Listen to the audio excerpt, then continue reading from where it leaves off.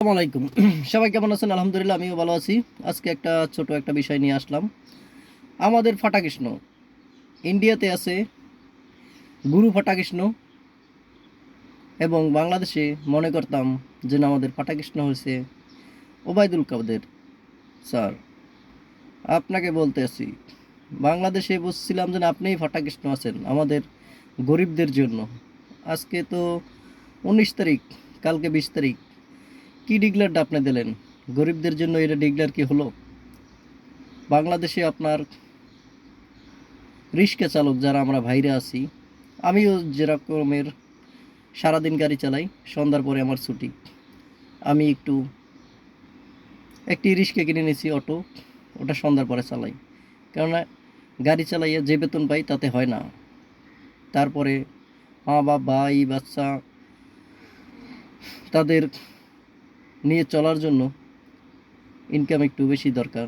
তার জন্য একটা রিক্সা কিনে নিয়েছি, সন্ধ্যার পরে বের হই। তা আপনি যে ডিক্লারটা দিলেন, আমাদের বাংলাদেশে রিক্সা চালক যে আমরা কর্ম যেটাই করি, রিক্সা চালাইলেও একটা কর্মতে আছি, আপনার কাছে যে হাত পাতি না। তা আপনি কি ডিক্লারটা দিলেন যে 20 তারিখে অটো রিক্সা উঠিয়ে দেবেন? এইটা কি আপনার হলো? আমাদের কর্মস্থান ঠিক করে তারপর আপনি রিক্সা চালক ভাইদের উঠাই দিতেন। বাংলাদেশে নর্মালে আমরা প্রায় 3-4 কোটি আছি রিক্সা চালক ভাই। তাদের আপনি কি করলেন? পেটে লাথি দিলেন। কেউ কিস্তি উঠাইয়া রিক্সা কিনছে, অটো। কেউ বাড়ির জমি রেখা বন্ধক রেখা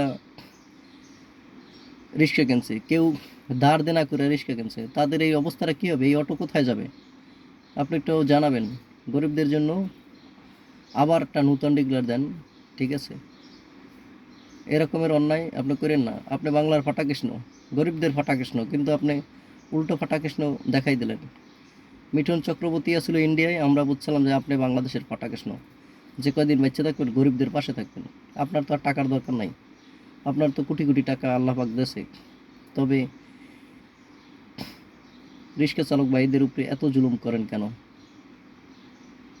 যারা ভিডিওটা দেখবেন এটা ওবায়দুল কাদেরের সাথে ওখানে শেয়ার দিয়ে পাঠানোর চেষ্টা করবেন। আল্লাহ হাফেজ।